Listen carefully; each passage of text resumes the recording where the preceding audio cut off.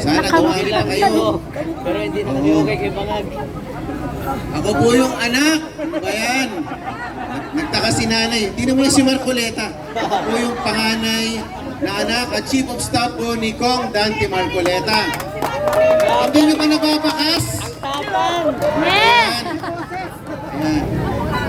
Ganun ba? Ayan. O, kumusta naman po kayo dyan?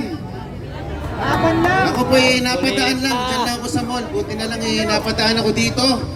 At ako kaisa ninyo, no, sa pagtatanghal ng katotohanan at paglalaban ng karapatan ng mga kababaihan.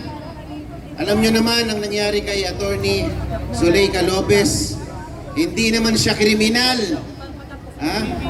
Ha? BP Intay. Alam nyo ba, sasabihin ko lang, nung Friday night, 11:56 p.m., tinawagan ako ni BP Sara. Medyo trembling si BP Sara, sabi niya, nakasama nyo ba si daddy mo? Kasi andito isang truck ng pulis.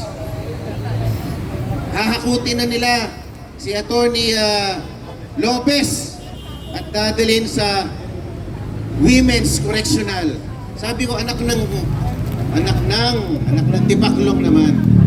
Hindi naman convict yan, bakit nyo dadalhin doon? Ha? Ano nangyari?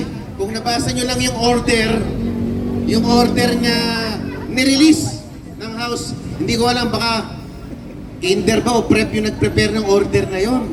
Hindi ko alam. Kahit siguro prep, hindi maiintindihan yung order na ginawa niya.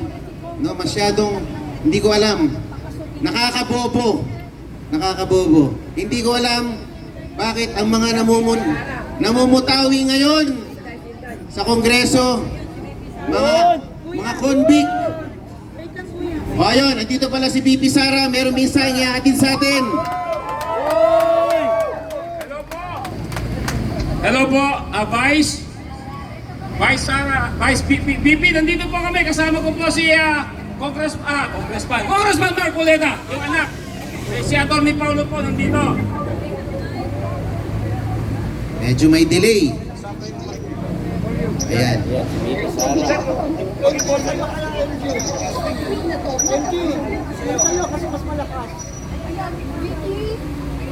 si BP Sara, tumawag, bayan. Ay, si Sir Angel de Mesa, oh. VP. So, andito po yung mga tao ngayon. Andito rin ang si Attorney Paulo Marcoleta. Guys, online po nandito si VP and may mensahe po siya sa'yo. Sa inyong lahat. Ayan, sa ating lahat. VP, take it away. Ayan.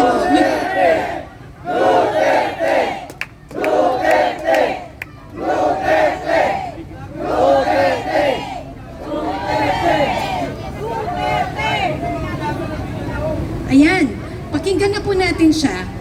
VP.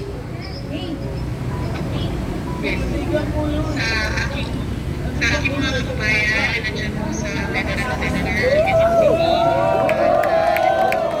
online, sa social media. Nagpapasalamat po ako sa inyong suporta sa akin. At nagpapasalamat po ako sa pagprotekta niyo. Kayo sa Zuleika Lopez.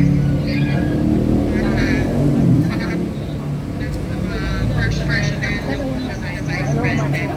Lalo na bukas, dahil meron na naman hearing sa House of Representatives na Committee on Good Governance. Nagpapasalamat din po ang pamilya ng Zuleika Lopez. Lalo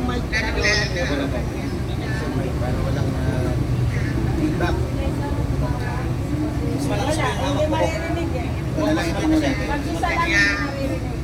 kaya alam po natin malaki po yung trauma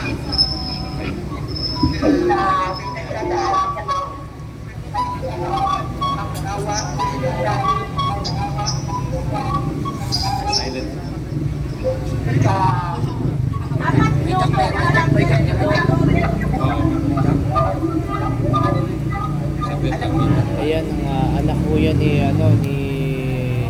Marcolita na nasa harapan po natin mga kababayan.